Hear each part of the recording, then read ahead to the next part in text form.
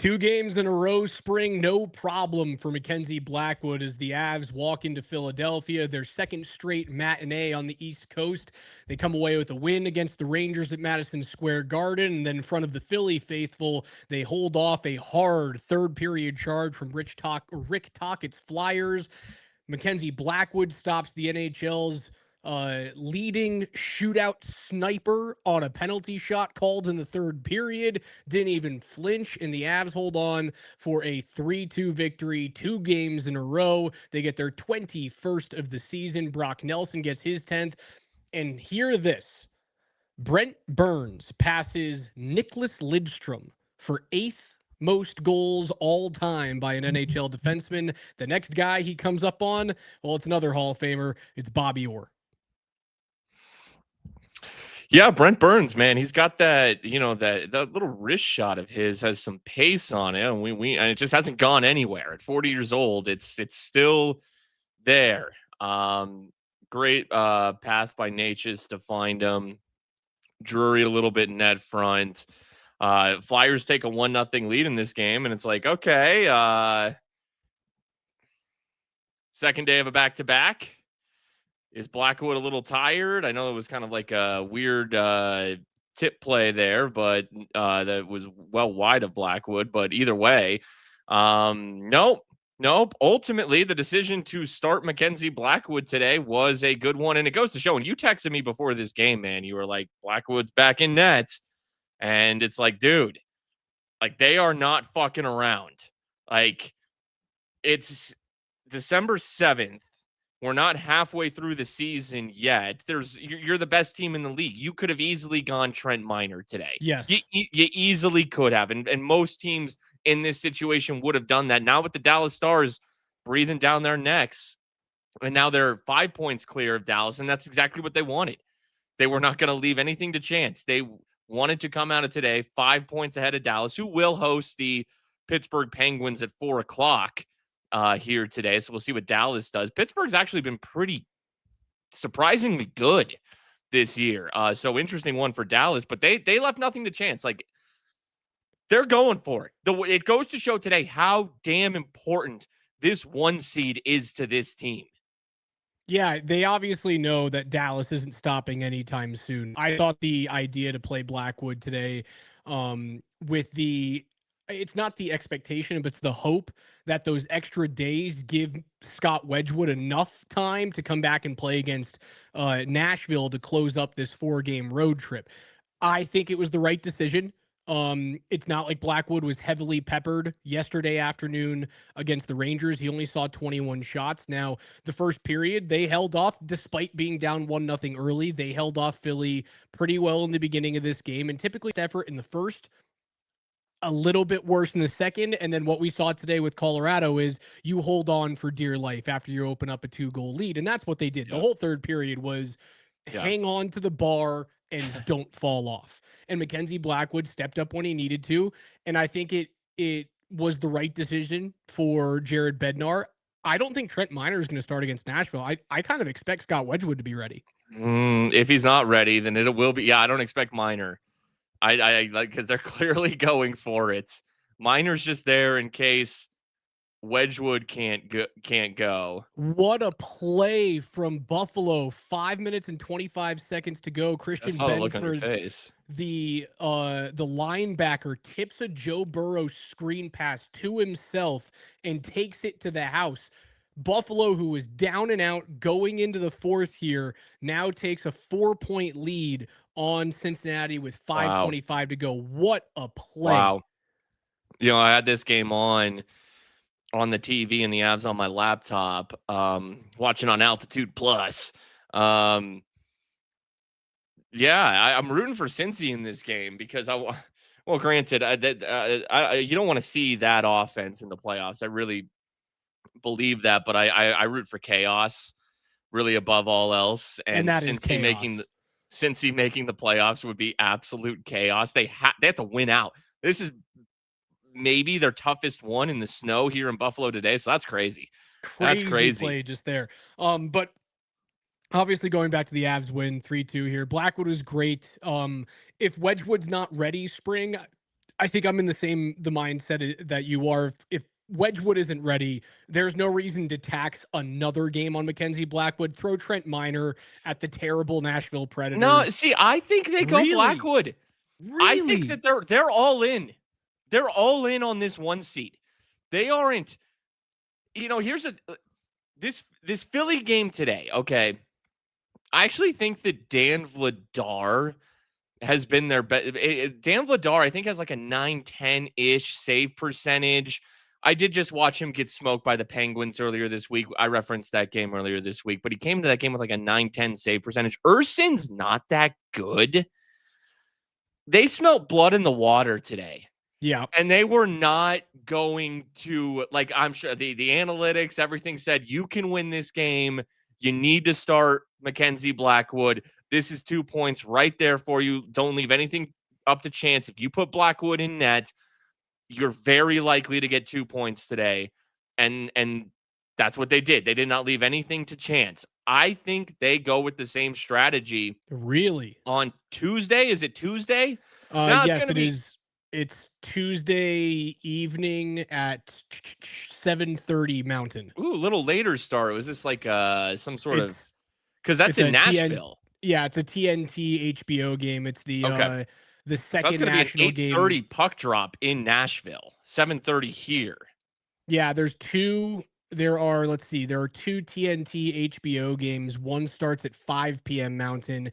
That's Vegas and the Islanders, and then the Avs are the late one. So it says 7:30, and we all know when the Avs are the late, they're always the late Yeah. slate for the TNT games. That's typically closer to an 8 p.m. Mountain puck drop. So in a situation where like every minute and every hour of rest counts, you can sway me over to your side. And they're just like they're just going all in. Now there is something to be said about not gassing Blackwood, but I think in this small stretch, and Wedgwood, the back should, if it's not ready Tuesday, you got to think sometime later next week. Worst case scenario, the following week. That's not that long of a stretch where you're really riding Mackenzie Blackwood. You have to get 2 points against Nashville, and because you got to hold off Dallas, and that's the mindset right now. That's why they started him today. I fully expect them to start him on Tuesday if Wedgwood's not good to go. I see the comment you just pulled up. Talking about Mackenzie Blackwood. I mean, has he really had many injury issues in his career? Sans for what he was dealing with in the offseason coming into the start of this season. The Rangers are doing with Shesterkin, and he looked great yesterday. So I don't see why the Avs can't do this with Blackwood, knowing that Wedgwood will be back sooner than later. And then, you'll look back on this quote-unquote taxing stretch for Mackenzie. It was just a week, maybe two. In the long term, it's not that big of a deal. Let's go reverse chronological for his injuries here. I think Joe Burrow just threw another pick, Spring, on the first play from Holy scrimmage. crap. I'm almost positive he just threw another pick. Yep, he did. Buffalo is celebrating in the end zone here right now. Dude, they had Buffalo completely dead. James Cook fumbled at the goal line. It looked like that was going to be the killer. Another tipped pass, and it gets tipped from a nose tackle to a linebacker, 57. I don't know who that is on Buffalo, and returns it a little bit. Dude, what a play. The Buffalo defense, which has been absolutely worthless all year, showing up big time in the fourth quarter. Okay, let's go back and look at Mackenzie Blackwood's injury history. He missed 10 games this year with the lower body injury. And last year only missed one game with illness, so I can't say anything from last year. Played a lot with San Jose. He missed a total of 15 games in 23-24 with the Sharks. He missed a total of 36 games in 22-23 with the Sharks and the Devils with a sprained MCL. The year prior, he had a 40-game season in 21-22 where he missed 40 games with a heel injury. The year prior to that, he missed some COVID games, so I'm not going to hold him off on that one. That's interesting. I didn't realize he had missed some time with injury like that. I thought maybe some of that was just, he kind of his play dipped after the good start to his career. I thought that's what Yeah. a lot of it was. There's history of not like missing seasons, but there's Mhm. history of him going, yeah, he's been gone and unavailable for like 15 to 30. So that has happened pretty consistently over the course of his career. I'll be shocked if Trent, because this was the day, second day of a back to back. This was the day. Like, you've pretty much committed at this point.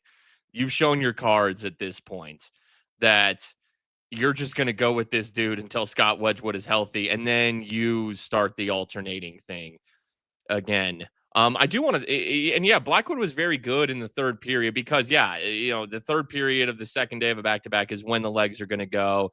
It's on Philly's ice. That's why you need a McKenzie out there. Um, the Trevor Zegras penalty shot, that Yep. shit was fascinating Yep. because of all the fucking players in all the gin joints in all the world. It's that fucking guy. Right. And I know on the broadcast Mosier's like, I don't know if that's a penalty shot. I mean, how many times have we seen an Avs player kind of get ridden like that, and we're like, dude, that should be a penalty shot? It's a great point. The league does not call enough penalty shots on plays that exactly happen like we saw today. And it happens all the time to the Avs, and especially on delayed calls. So when it was a delayed call, I was like, oh, I think they're just going to call it a hook because Zegers got the Mhm. shot off. I am of the ilk that every play like that, point to the center ice dot. It's Yeah. the most exciting play in hockey. It's boring when it comes to a shootout. A penalty shot in a regulation or an overtime scenario is the most exciting play in hockey. So, if there's any time where a shot, whether or not the player gets it off successfully, if it is affected by a penalty, by an obstruction, point to the center ice dot.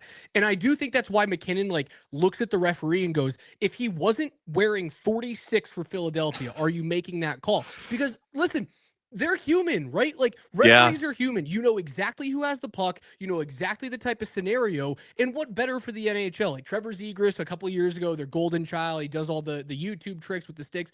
He's playing very well this year, as we pointed out. But what he is, if he does one thing better than anyone in the world, and he does statistically, it's score in a shootout or a penalty shot scenario. And Blackwood didn't even flinch. I know. And look, I thought it was a great, and Zegras has stepped his game up this year. The ability to fight off McKinnon, who is very clearly just he knows he's committing a penalty. Like, McKinnon is on purpose hooking him. He's like, oh, we're beat by Zegras. I cannot let this dude get a shot off. Zegras gets a shot off, and it's a good one. Yeah, it is. I mean, he tries to go top corner, far side. Blackwood makes a good save. That was a really good shot and really good physicality from Trevor Zegras.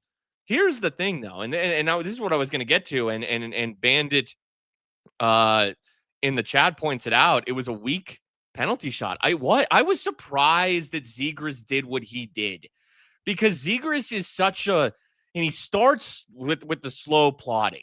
And that's what he does. But he'll lull you to sleep. But then and it's what the Avs have been missing. Natchez did one recently. It was the first one where I was like, there it is, in a shootout. But Zegras will handle, and he'll just weave around you. Yep. And then he'll just, boop, tuck that thing in. Instead, he gets cocky and aggressive and just tries to snap one over the pad. I don't think Blackwood was even expecting that. Like, Blackwood's 5-hole is wide open in that moment if he would have just snuck one in there, David Pastrnak style. And you saw Zegras on the bench put his head down. He was super disappointed with himself. That was a miss, considering his skill level. That was the error. Like, that was the error that cost the Flyers a point. And I hate to say it because he's so great in those situations. And I kind of dig his skill. But it's great for the Avs that Trevor Zegras kind of went against his style, and it cost him and his team today. It did look as though that little quick shot, I think he just simply misses his spot, because I think he was He does trying to that get too, him 5-hole. yes. he just lifts the puck a little bit too far. I think he was trying to go right over the stick underneath the where the two knees of the pads intersect, and I think he just honestly may have caught a flyer to steal a term from golf. He is very good at that. Like you can't argue with the stats. He's an elite shootout player. It was a huge moment. 5 minutes into the third, that could have made it a 3-3 game. Philadelphia would have absolutely erupted. I think the Avs probably lose the game, and they probably lose in regulation if Zegras scores that because they didn't have anything. They didn't have anything to bounce back on, right? Sure. Like you didn't. They didn't have anything to respond with. Their legs Hmm. were dead at that point in the water. It's a great save from Blackwood. He stays Yeah, firm. He stays sound. He doesn't move. He doesn't flinch. That's why he makes the save. he's 0 for 3 on penalty shots in his career, but he still has the best shootout percentage in the league. So, He um, should have gone dipsy doo dangle-roo. That's what he should right, have he's done. and he stole that slow weave in from Evgeny Kuznetsov, right? Hmm. Um, Yeah, I remember he would do that. and Kuznetsov was the one who started that when he was in Washington before he left for the K. The first person to really do the hey, I'm gonna change up my speed on you and either come in very fast and then very slow and then speed it up. That was Patrick Kane back in the day. So Zegras does a really good combination of those two styles. You see him as soon as he hits the top of the circles, he picks up the pace and he slows down. And typically, what you were saying is when he slows down, he'll then bring the puck wide and try and get the Yeah, goaltender to he make the tries to get first the move. goaltender to move one way or the other. This time he did not do that. He just tried to surprise Blackwood. Yeah, it's like a little like reverse psychology. I think he Yeah. thought too much about it. Yeah. Maybe he's like, oh, maybe there's tape on me of doing this. I'm gonna go against the grain. And it was a poor decision because that could have changed the game. It works out for Colorado. And I do think you're right. Last point on that. This is entertainment, this is theater. And you want to see when it's that player, like you call the penalty shot. It's what you do because you want to see it. Take your abs bias aside. Like you want to see that play in that moment. And we got it. And Zegras got in his own head, and the Avs get 2 points because of it. It was exciting. It was a stop all things and look at the television screen thing Yeah. for me. Yeah. I loved it. Bandit brings up Lecky's been quiet as of late. I wanted to talk about him. I thought Arturi Lehkonen to start this game alongside Gabe Landeskog were the two best players on the ice for the first 40 minutes. Well, He's he always had some around the good puck. He's back just not checking scoring. plays, and that's what he does. Speaking of Landeskog, and I do wonder because look, Arturi Lehkonen, and I've brought this up before, and we all know he is a very, very good player. I mentioned the back checking plays, like he's a great two-way player, and he can score. He's kind of a rebound guy. He's kind of in the slot in the dirty areas guy. The goal is for Landeskog to be on that line with Natchez and McKinnon. It's got to be. I love Arturi Lehkonen, but if you want to load up your best line, it would be McKinnon centering Natchez and Landeskog. So I think that, and Lehkonen's earned this spot. He was in this spot last year. He's been in this spot in his Avalanche career.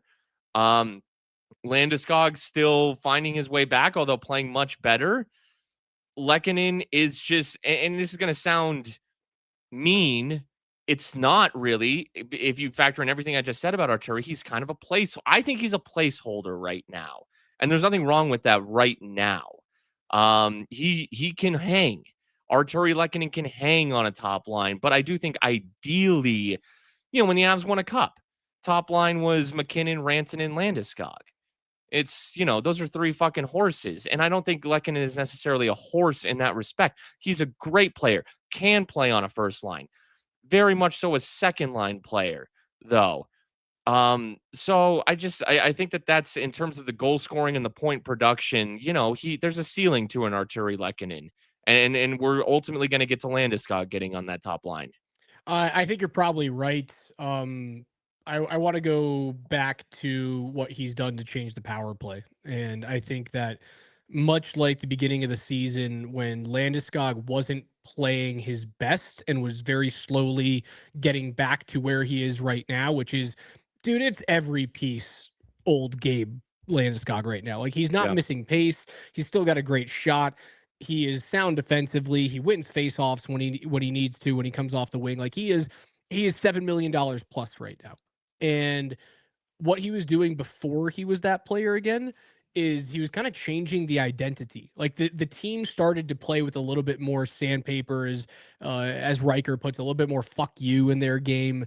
And it's because Landy's back on the ice and in the room.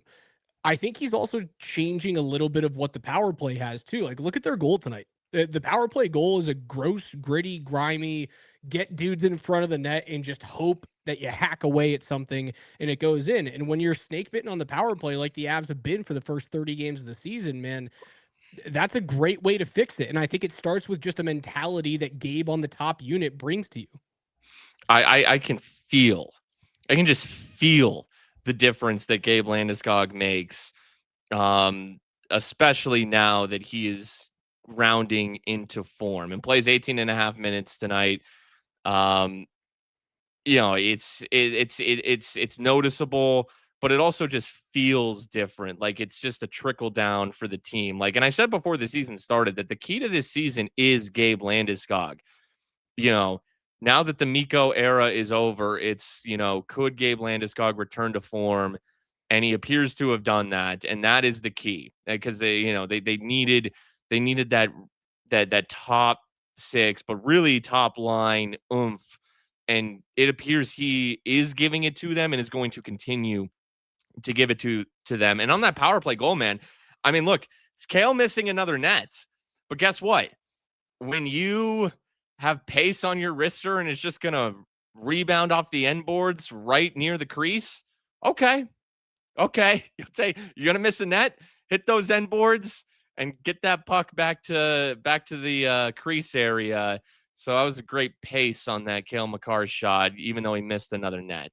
This Buffalo and Cincinnati game continues to be bonkers. T. Higgins just made a wild one-handed catch in the end zone while being ridden like a rented mule. Like, what a play he just made. They're going for two, currently down 5 to make it a field goal game before the 2-minute warning. How many timeouts do the Bengals have left? Bengals have one timeout. Burrow Ooh. just fumbled the ball and Buffalo pounces on it on the 2. So they'll have to find a way to get a stop or an onside kick. You Which got honestly, onside like, kick this thing. in the snow might be an easier prospect than without the snow.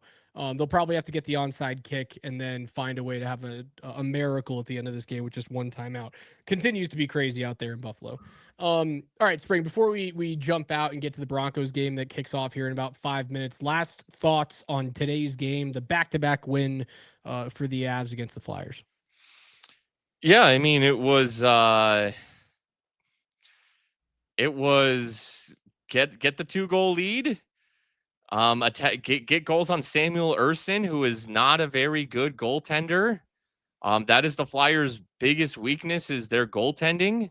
He came in today with an .869 save percentage. That's fucking brutal. Start Blackwood knowing that this was a winnable game because of some of those flaws that Philly has, and survive in the third. Get the 2-goal lead, get 3 early, and survive in the third. And I mean, we haven't talked about Valeri Nichushkin's little snapshot. What a fucking shot that is. I mean, what a shot. What a release. Yeah, Unbelievable. Quick catch, so it's quick just, release. It's a burn shot. It's a Nichushkin shot. And the difference in this game is that it wasn't pretty, but you got a power play goal. You win by one. Guess what?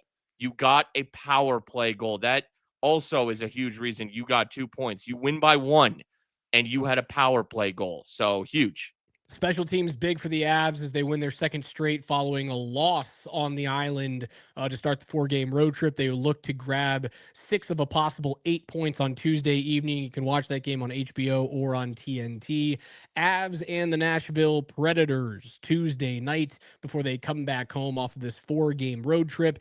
Spring and I will be on sometime. My guess is around 11 p.m. that Tuesday evening.